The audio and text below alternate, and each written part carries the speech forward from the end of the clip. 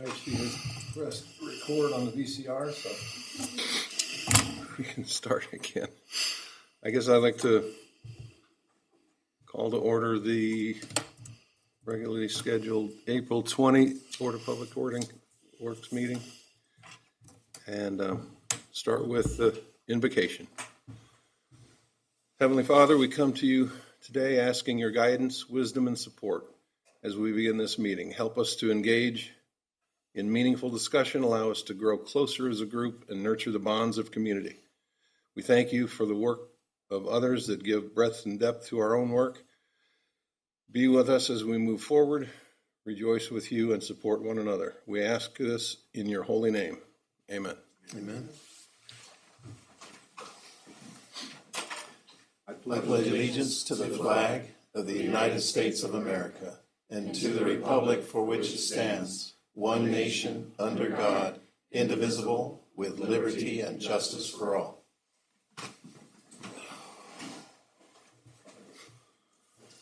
All right, firstly, can I get a motion to approve the published consent agenda? I'll make a motion. Have a motion and a second? Okay. I'll second. Okay, all in favor? Aye. Aye. Aye. All right. Any comments from the audience? I didn't see a sign-up sheet, but assume there's nothing since it wasn't set up here. And if we could start with the regular reports from Darren, the General Manager. Thank you very much. Got two items. First of all, the Lakeside Technology Park Data Center request for proposal.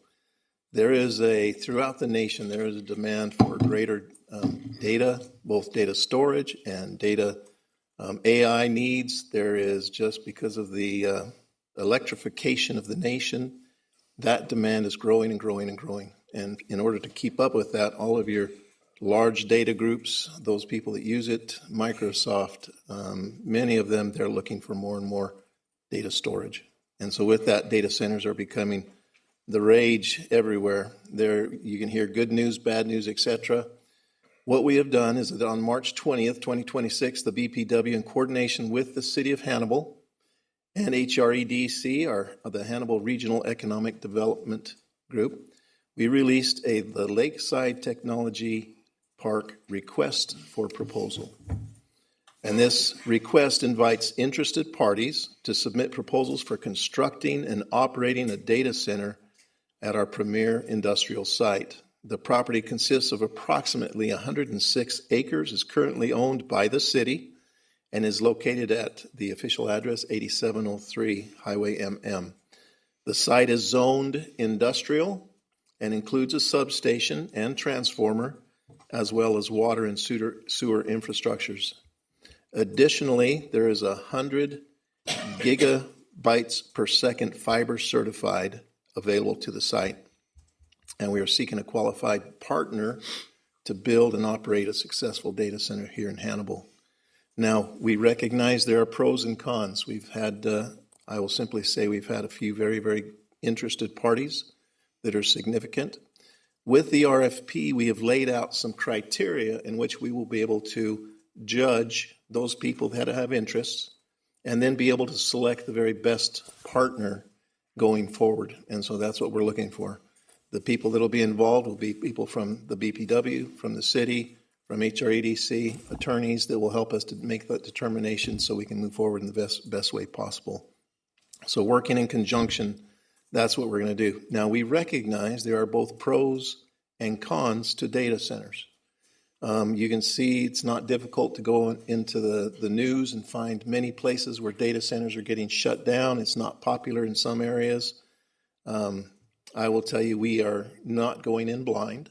Some of the pros, we recognize that there will be tax revenues that will be able to then be a part of the industrial park. The industrial park is out away from downtown, away from the rural part of Hannibal. Therefore, it should be a good neighbor for those that are there.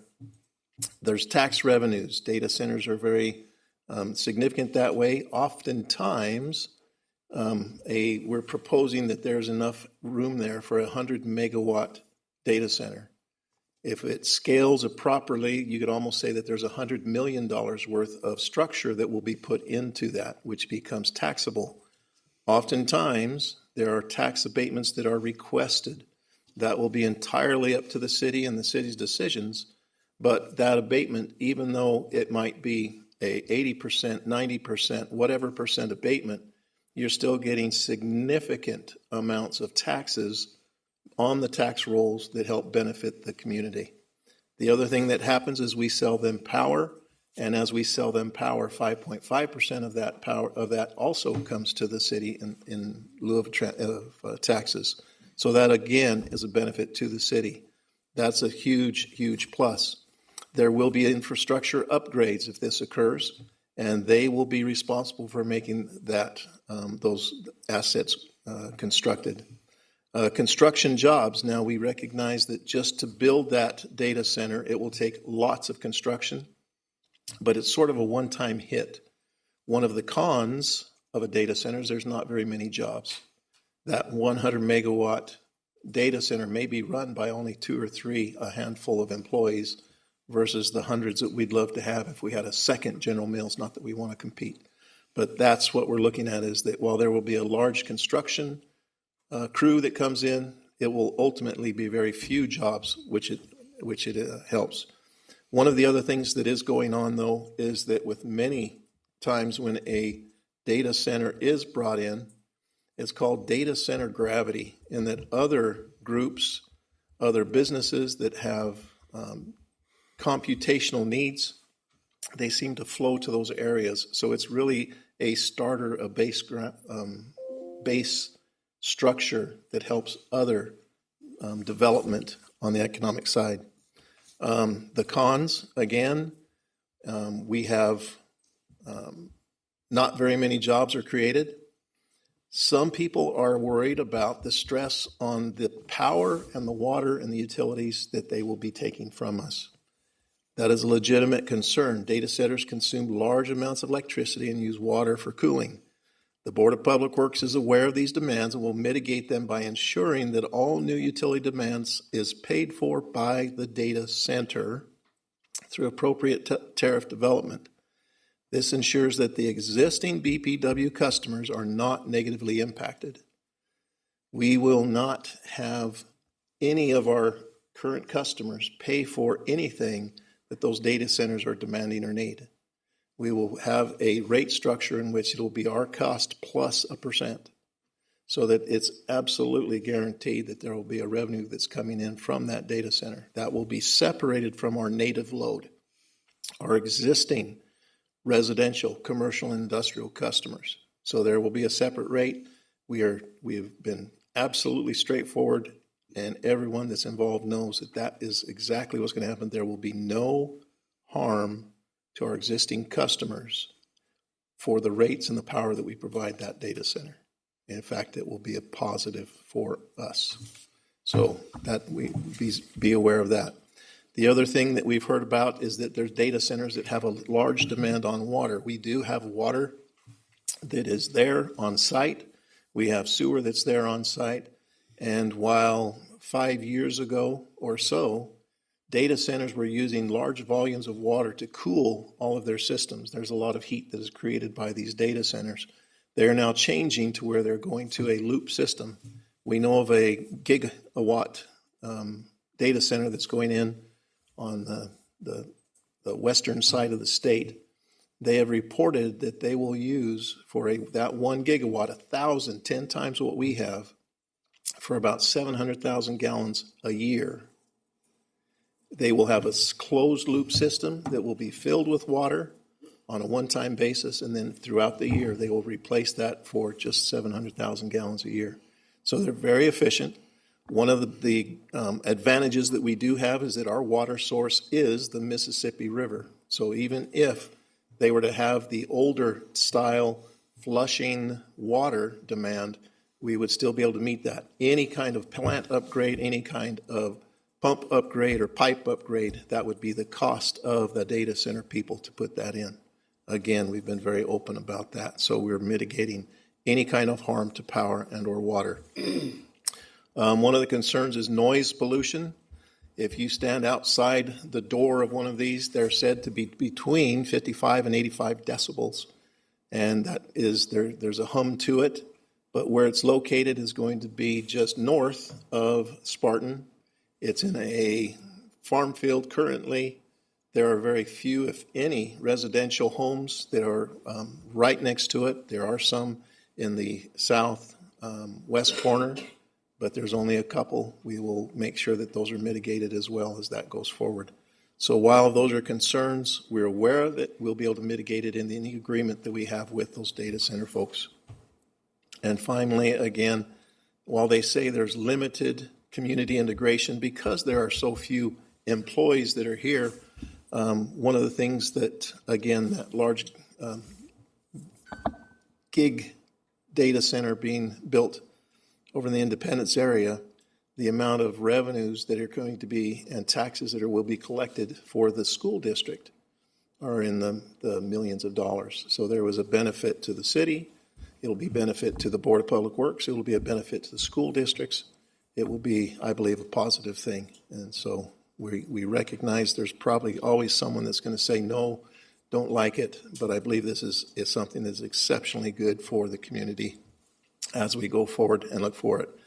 The next milestone in the RFP process is May 15th. That's when the proposal will be submitted to the BPW. We will have that. We will get that to our committee. Following submission, all proposals will be evaluated and a preferred developer will be selected. A development agreement will then be negotiated, and the goal of the BPW is to support high-quality industrial development that benefits the community while protecting and serving the interests of all existing customers. Every single one. So we're looking out for everybody. The second thing I would like to share with you is our cash reserve policy. The BPW uses an industry standard methodology for measuring and maintaining cash reserves to protect the utility during emergencies, fund capital expenses, meet debt obligations, and ensure system reliability when insurance coverage is not available. And most all of our system is not available to any kind of insurance. So we have to do this is considered, in my mind, a self-insurance as we continue to provide safe, reliable utilities. While the board ultimately determines funding levels and methodology, it is the recommendation of the general manager that industry standards be followed. Establishing an arbitrary reserve amount, such as maintaining only a minimal balance, would not be sufficient to address even small emergencies. Similar to how insurance companies rely on actuaries who use data, statistics, and risk analysis to determine appropriate premiums, following an industry standard approach to cash reserves ensures decisions are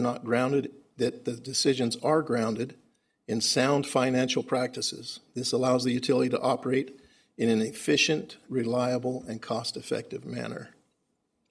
Our policy is as follows. It is the policy of the board that each utility fund accumulates and maintains adequate cash reserves to sustain normal operations, even during emergencies. These reserves are to be held in liquid assets, as outlined in the current investment policy. So we're able to get to those funds if we need to. The minimum level of reserves is determined using the formula below. When reserves in a utility fund exceed 125% of the calculated minimum, the board will evaluate options to limit further accumulation, such as paying down debt or reducing utility rates. The board recognizes that excessively high reserves may constitute overcollection of ratepayers' funds, while reserves that are too low increase the risk of system failure and financial instability.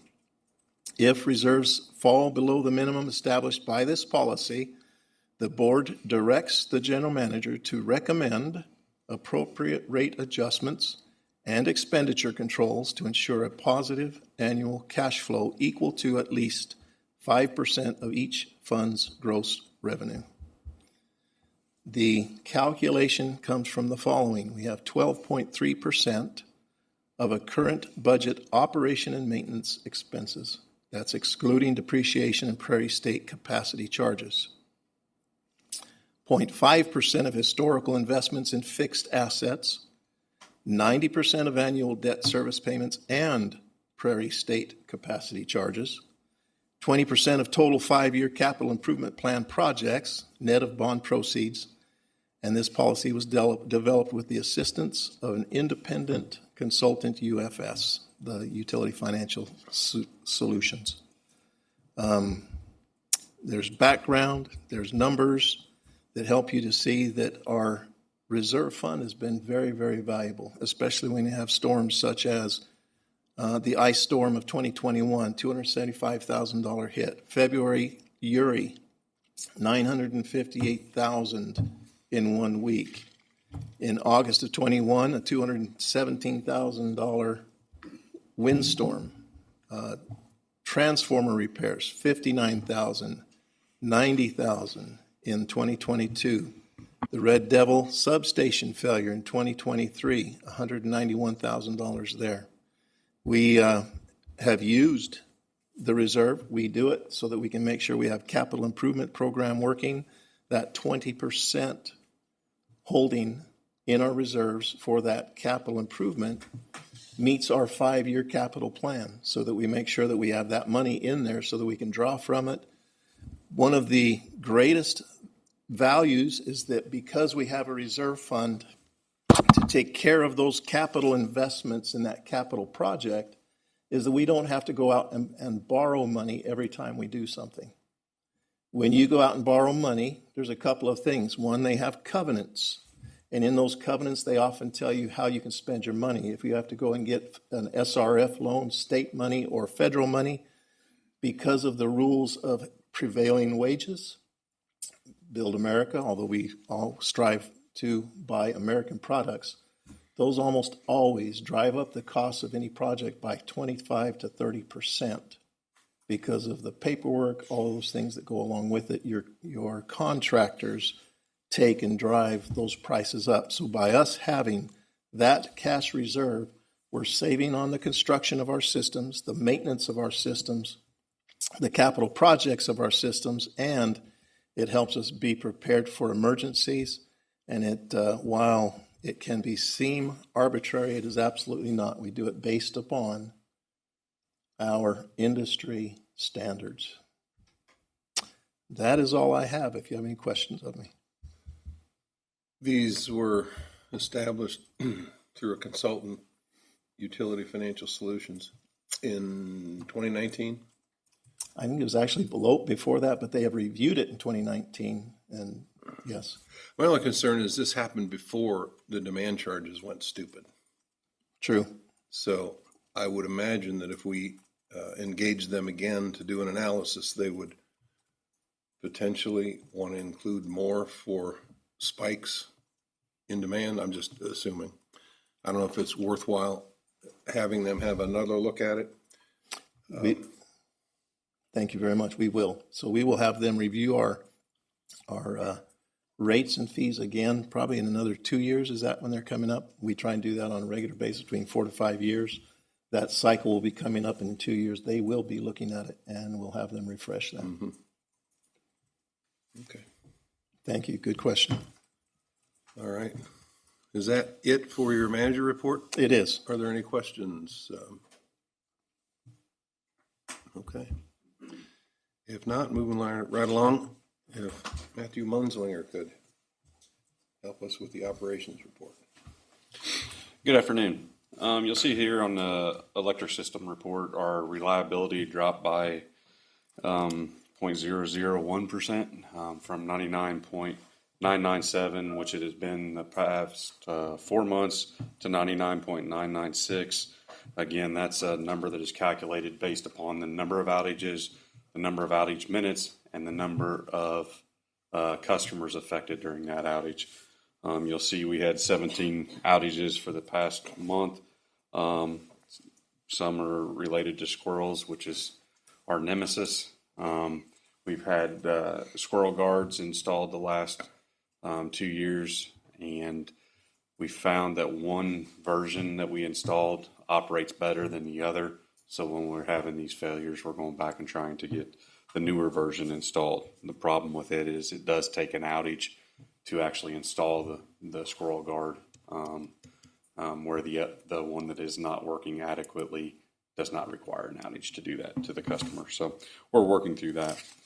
Overall, at the water treatment plant, you'll see we're producing similar water to what we have the past couple years. We continue to do painting and cleaning and organization of the plant with staff we have on hand. And we did, in March, we scheduled a GAC exchange that did occur here in the last week or so. And we will be completing basin cleaning near the end of April. And Lance Kendrick, who is our supervisor of the water and wastewater plants, he took and passed his C water operator's license. So that's a big accomplishment for him. So on the water distribution, we did replacement of a fire hydrant down near the old Eugene Field School. That was to assist with the installation of the sidewalk that is being done down there now. We continue to install a new 8-inch water main up Hayward or along Hayward. That is replacing an old undersized water main that was found to be leaking in several locations. So rather than just dig up the street and make those small individual repairs, we're replacing the whole section of main. It'll allow us to, one, fix the leak, two, provide better fire protection in that area, and it'll also allow areas to be served when other portions have to be taken out of service. In the past, we had to shut off a larger area to make main repairs, and now we can make that area smaller. Wastewater collection, again, with springtime, we have more roots, trees putting down roots. They're trying to find any source of water. They like the water that's in the sewer main, and so we have root problems. You'll see there was a number of stop-up calls that were a result of that, and we did have a couple SSOs. Computer and technology related, you see, and Darren talked about the data centers. Another thing with them is they're pulling a lot of materials, whether it be people for labor to build them or just the computer components and such. And so we are seeing an effect of that overall market in when we go to replace the technology that we do have. And then we've got business office statistics there at the end. One thing I will bring your attention to is, and I'm not sure if you're aware, is on a monthly basis we have a trainer that comes in and they put on 2 safety meetings. This past month, what was it? Defensive driving. These are topics that are required by our insurance provider, and so and it also addresses OSHA compliance. And so by having that person come in one day a month and provide that training, it helps us out in that aspect. So just wanted to draw that to your attention. So. Does the insurance company help with the cost of that program? I don't know that it helps with the cost of the program as much as it helps in the cost of what we pay for that insurance. So by providing that program, we're able to reduce our overall cost for the insurance. Similar insurance, where no cost to you would come in and evaluate and helps you save a little bit on premium. So just curious. That's all I have for the operations report. Okay. If no other questions, then we'll ask Matthew to go into project report. First thing I want to talk about is water loss.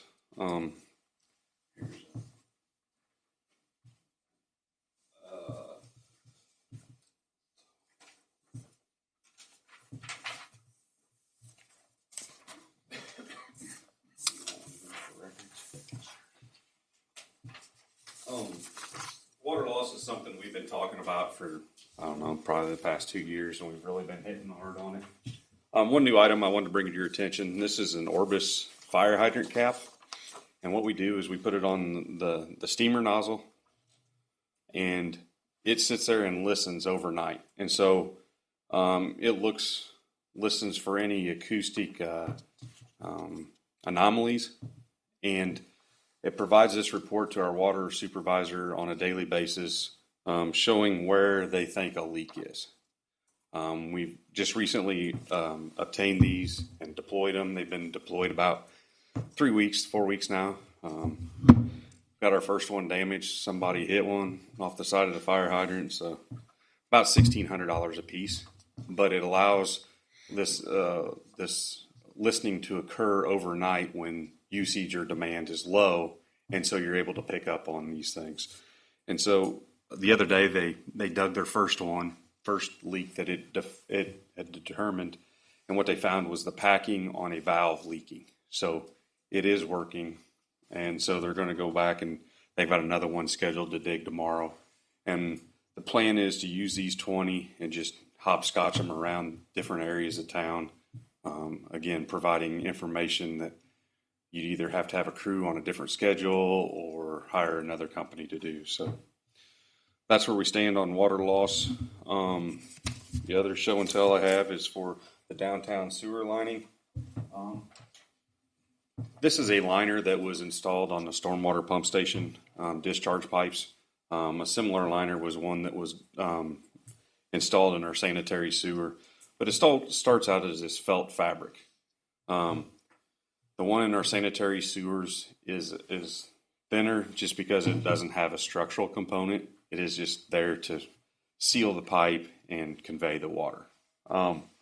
What they do is as they put this down in the pipe, it's kind of like a sock. And so they invert it, and then as they push it through there, they impregnate a resin into here, and then it cures hard. And this is what you end up with, about somewhere between 1/4 and 1/2 inch thick. This is the pipe that was at the storm sewer pump pond. And so rather than dig all that levee up or all that sanitary sewer up, they're able to shoot roughly 300 to 400 feet at a time, more in smaller diameters, and there's no disruption of service. Minor. I mean, if there was services, they'd have to seal over them, and then they'd go back and cut them out. But you're not tearing up streets. In the instance of the stormwater pump pond, we didn't have to dig up the levee. Potential issues with the Corps of Engineers. And so, again, this year we did 24 to 30 inch sanitary stuff and the 3 stormwater discharge pipes from the stormwater pump pond pumps. Previously, we had done about, 5,000 feet of 15 inch and smaller diameter mains. So a lot of bang for the buck without disruption. So wanted to bring that to show you all so that you all know the money that we're spending. This is what it's going towards. So then the only other project I really wanted to bring to your attention is the North Street Stormwater Project. That is scheduled to begin later this week. They're supposed to be bringing equipment in. Once we got the MoDOT permit, they had to get signs in place, and part of the stipulations of the MoDOT permit was they had to have a 2-week delay where they had the signs up and notifying the public that the construction was going to occur. So Wednesday's the end of that 2 weeks. When that starts, what is the limitation going to be on Mark Twain Avenue? There'll be a single lane in each direction. Okay. That'll be the south 2 lanes. They'll convert them to 1 lane in each direction. And the westbound lanes and the center turn lane will be divided off for construction activities. Cool. Any thoughts on when that phase will be completed? Less than 90 days is what they've indicated. Mm-hmm. This one's different than the previous one in the fact that we're not having to rip out and replace. The old storm sewer will stay in working condition while this new one's installed. So they won't have to, if it's a rain day, it may shut them down for a little bit, but they don't have to wait for the flow on the storm sewer to subside.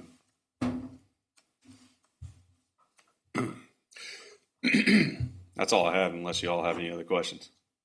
Anybody else have any questions? Having heard none, thank you very much. Thank you. And Paul, could you help us with your financial report? Thanks for bringing those samples in there. That's really helpful. I know why I don't get invited to bring your dad to work day. All right, financial report for March here. We'll start with the electric fund. Cash did increase $1.3 million for the month. We talked several times about the capacity contracts that we have for next year, the 3 solar contracts here in Missouri, and how that led to an excess of capacity for us that we were able to sell off. That is what that sale was to Carbone Energy for $1.5 million. And the good thing about that sale is we were able to recognize all of those dollars up front. And so we haven't even started that new capacity planning year, but we've already been paid for that excess capacity. So we've accounted for that. Moving on to the income statement, the electric fund did have a net income of $586,000 for the month of March, which was better than expected.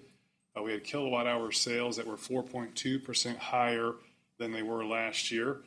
And then we had actually the first month this year where net purchase power was lower than we had budgeted. And the main reason for that was our Prairie State MISO credits.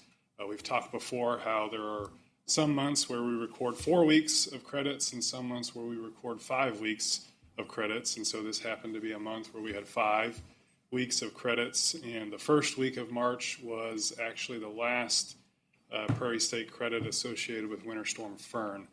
So it was substantially higher than what's normal for us. And so that kind of carried us to leading to that lower purchase power for the month. So year to date, we're now 9 months into our fiscal year, and we are sitting at a net income of $473,000, which is also better than expected. Revenues right now are 6.4% higher than expected, and we continue to see that higher trend in our monthly kilowatt hour sales, which are now up 3.2% on average every month. What's offsetting the higher revenues is still purchase power, which is about 10% higher than we had budgeted so far this year. Our debt service coverage ratio year to date in the electric fund is a 3.34, and if we look back at the last 12 months, it is a 0.69. Any questions in the electric fund before we move on to water? Yeah, Paul, that first part, is the Carbone Energy income a part of the 1.3 cash increase? Yes. Okay. Yeah, so that comes in as cash, and so it increases our reserve, but it doesn't count as revenue because that revenue is associated with next fiscal year. So essentially what we call that is an unearned revenue, and then once that new capacity year starts, then we'll be able to actually record that as revenue since it's associated with the next capacity planning year. So it doesn't help us in terms of our debt coverage ratio for this current fiscal year, but it will for next year. But we do still account for the cash that we receive for that. Would you anticipate that revenue be stretched over all 12 months? Yeah. Okay. Technically, it's 11 months because the MISO planning year is June 1st to May 31st. And so we'll get to recognize it for 1 month of this fiscal year and then 11 months of next fiscal year. Okay. Yeah. Thank you. All right, any other questions of that portion of his report so far? Yeah. So the debt service coverage ratio is 3.34. So what does that look like going forward? Yeah, good question. It's a good time to check in on that. March and April and sometimes May are typically lower months for us. And so what we're looking at right now is for that debt service coverage ratio to stay somewhere right around that 3.34. It might dip down. I think the last projection I ran had it dipping down to maybe 3.2 or 3.25. But then June is usually a pretty high month for us. And so the last time I ran it, I don't have it pulled up, but I think we were ending the fiscal year right around 3.45 in the electric fund. So barring any unexpected weather events or some substantial increase in purchase power, we should be right on track to meet the 1.25 coverage requirement at the end of the fiscal year. Okay. The end of this June? Correct, yeah, Oh, June okay. June of 2026. Yep. Okay.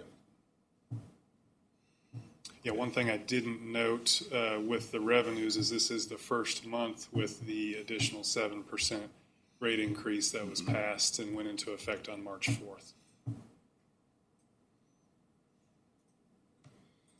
Okay. All right. All right, let's look at water then. Cash in the water fund did decrease by about $207,000. No other changes on the balance sheet, but with the income statement, we did have a net income of $58,000, and that was slightly better than expected. We had more usage this month compared to last year in March by about 7.3%, and operating expenses came in less than expected in the water fund. So 9 months again into our fiscal year, we now have a net income of $834,000, which is better than expected in water. Revenues are consistent and right at budget, but it's operating expenses so far that are coming in less than budgeted. Right now, they're about 6% less. I do believe we have one more carbon change out that we'll do before the end of this fiscal year that will dip into those operating costs, but we're doing pretty good so far.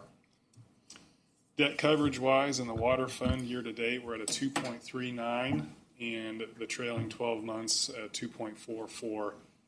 And Cole, kind of to your question, we expect it to be right around that in the water fund as well, and so we should meet the coverage requirement in both, or really in all three funds this year. So nothing substantial in water. Does anybody have any questions before we look at sewer? I don't think so. All right, sewer had a decrease in cash of about $408,000. Matt talked about the sewer lining project. We paid the substantial, I believe the majority of that project onto that contractor in March. So that's the reason for that reduction in cash. On the income statement, we did have a small net income of about $13,000, but we were projecting a small loss for the month, and so we did better than that. Unit sales were also up in sewer by about 5%, and operating costs came in 1% less than expected. So for the 9 months so far into our fiscal year, we're sitting at a net income of $227,000. That's a little bit less than budgeted. The reason for that is revenues are 1% less than budget, and operating costs are 2% more than budget. I think we talked about it last month, but we've recognized significant expense on one, or actually both, of our vac trucks this year. Those costs have really gone up for us. Very, very specialized equipment associated with those trucks. And so we are really looking forward to that new one. And whenever we receive it next fiscal year, hopefully that'll cut down on a lot of those maintenance costs on those trucks. Debt coverage wise, sewer is at a 3.48 year to date, and for the last 12 months is a 3.38. I just wanted to point out, because we haven't done it in a while and Darren talked about it, our cash reserves, we do report those every month. And so if you go to page 42 in your packet, those are our historical cash reserves going all the way back to 2007. And so you can kind of see where we've been over the years. Like we've talked about several times, just there at the beginning of fiscal year 2023, beginning of fiscal year 2024, we were right at that $13.1 million, which is pretty much where we want to be at. And again, today we sit at about $5.4 million. But I did want to ask, I know there was a question that was brought up at our budget workshop about that cash reserve, and so just really quickly, I know Darren kind of explained the components and where those come from, but in terms of when we actually talk about the reserve, essentially all of our cash is a reserve, all right? And so if we were to get paid $1 today for all of the revenue that we brought in from the billing to our customers, and we were to pay out $1 for all of the expenses, we would have no change in that cash reserve. If the next day we got that same dollar for revenue, but then we bought a $500 bucket truck, we would now have a $499 reduction to that reserve. And so every day you can kind of see how that reserve is fluctuating, but it's prudent of us to try and do our best to estimate what that reserve is going to do on a yearly basis. And so when we're budgeting for that, that's why we look at how much revenue are we going to bring in from that billing to our customers, how much expenses are we going to pay out, And then on top of that, we have to account for how much capital spending that we're going to have, as well as our debt service. And then that bottom figure is how much is going to be added or reduced from that reserve at the end of the year. And so when we talk about the reserve, it's really sitting in two sources. One is just our checking account, which we try to keep about $4.5 million in, and then two is investments. And we talk about those laddered investments. Those are all CDs or treasuries, and those are coming due pretty much every month, and we either reinvest those or we let them mature if we have a need for that operating cash. And so I know Fleetwood's not here, or Councilman Fleetwood's not here today, but he was kind of asking a little bit about the actual operations of that reserve. And so really it's just our total cash, and it changes on a daily basis, but we have to try to account for that through our budget. Any questions on the financial report for March or anything else before we get to the budget? Anybody have anything? If not, let's go to the proposed budget, please. Okay, so we presented the draft of the budget to you in March. We then had the workshop later that month at the end of March, which is on our YouTube page if you want to go out there and look at it.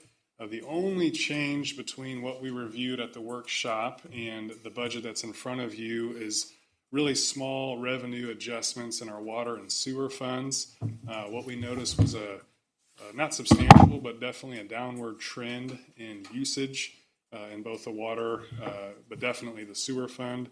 And so we did a slight adjustment to our revenue projections in both of those funds. I believe the difference was a $42,000 reduction in water and about $70,000 in sewer.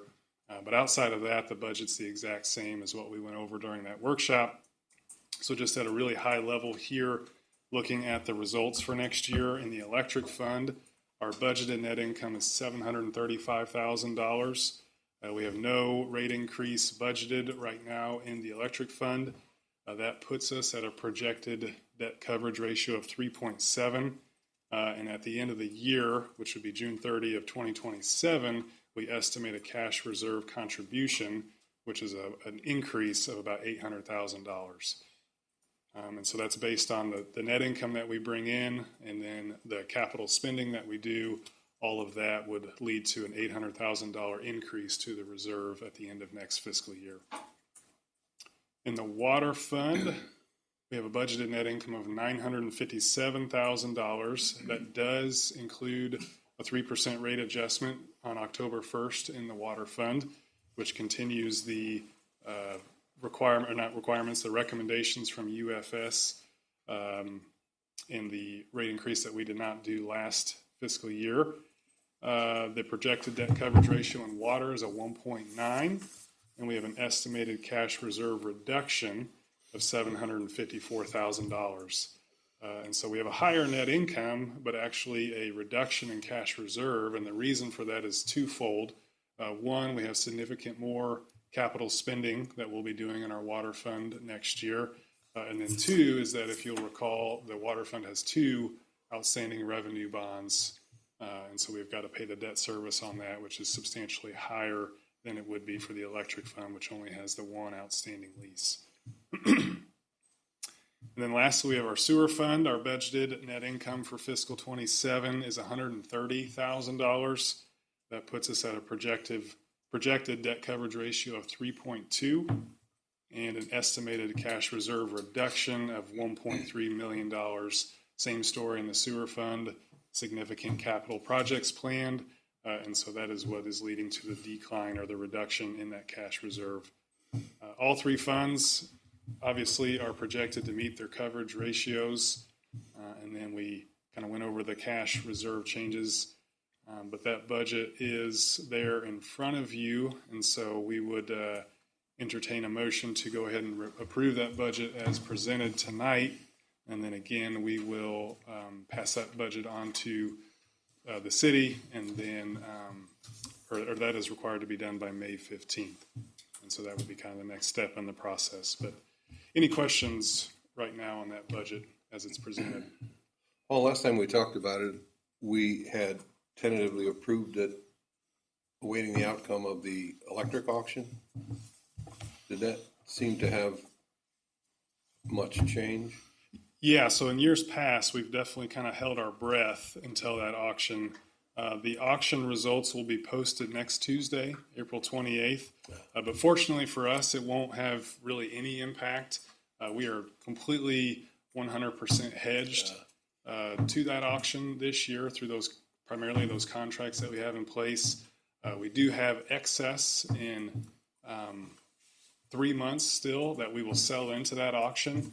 And so we only stand to gain from whatever the price of that auction is. The higher that price clears at, the more that we'll be able to sell that excess for. The lower that price clears at, then we won't quite make as much back from that excess. But we have absolutely no risk in that auction this year, which is a really good thing. Okay, so that had already been determined before the last budget had been, Right, had yep. any changes. Yeah, you're definitely thinking of the last 2 years where we've kind of we've had to adjust a little bit. Can you explain the over purchase of that capacity on those seasons? Yeah, I didn't do that earlier. So we have the 3 solar contracts that are providing us capacity. The reason we have so much excess in year 1 is because with those being solar contracts, the accreditation or the amount of megawatts that those contracts provide us decrease year by year. And so by the end of that 6-year contract, we'll actually pretty much be even, or at least close to even, in how much capacity they're providing us based on our need. And so as you can imagine, year 1, we have this much excess.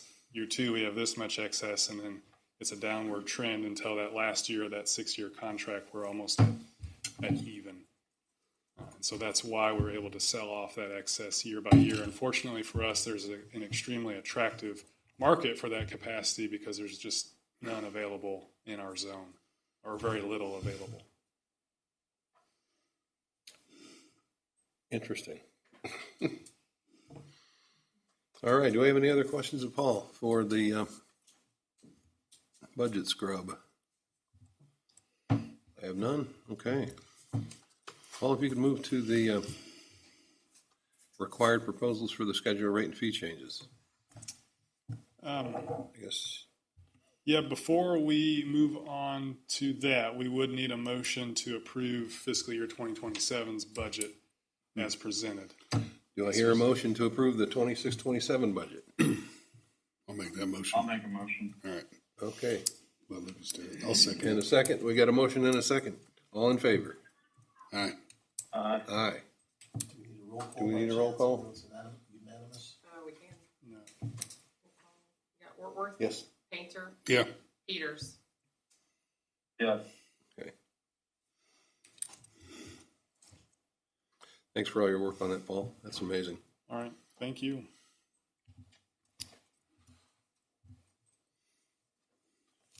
Okay, the schedule of rates and fees. We went over it in the rate hearing earlier this evening. You've got the redlined changes there in front of you. And so at this time, we would just ask for a motion to approve the schedule of rates and fees as presented, unless you have any questions or additional discussion.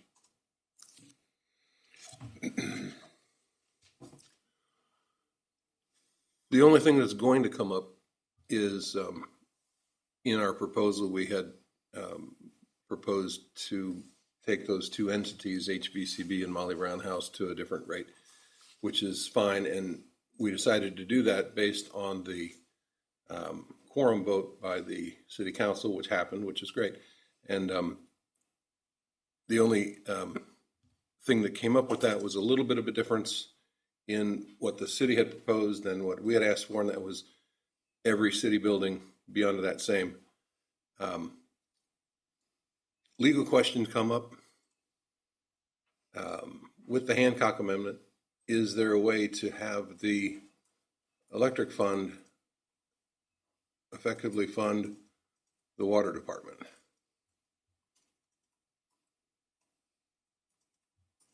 Because right now, each building, each entity receives a bill. They're city-owned entities. At this point, we don't really need to hash that all out, but I just want to identify that as a potential 800-pound gorilla in the room. And it maybe doesn't have anything to do with adopting the rates and fees as redlined. But it's going to be something that needs to come up. Is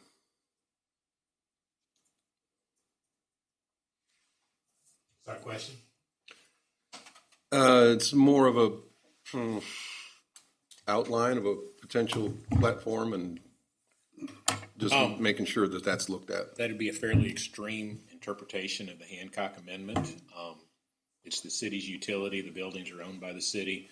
There's nothing that requires the city to divide its individual components of its utility up and say, well, you're going to pay for this and you're going to pay for this, blah, blah, blah, blah, blah. Mm-hmm. It's the city's utility. Okay.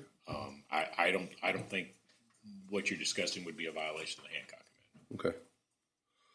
Just got to cover all the bases, and that sounds good. I understand. Yeah. Let's see. What do we need? A proposal to adopt the rates and fees as redlined? Do I have a motion to do that? Anybody? I'll make a motion. Okay. And a second? I'll second it. All in favor? Aye. Aye. Aye. Do we need a roll call? Fort Worth. Yes. Painter. Yep. Peters. Yes. Okay. Thank you. Thanks very much, Paul. And comments from city attorney? I have no comments. Okay. All right. Any general discussion before we go into closed session? Having heard none? Pursuant with section 610.0211 of the Missouri Sunshine Law, the meeting shall be convened in closed session to discuss litigations. Closed session board members would be board members Darren Gordon, Matt Munslinger, Paul Tranhill, and Courtney Harris and James Lemon. Would you include the mayor in that? And Daryl McCoy. Sure. If that was a motion, I'll second it. Fort Worth. Yes. Painter. Yes. Peters. Yes. Okay. We're in closed session. Thank you all very much.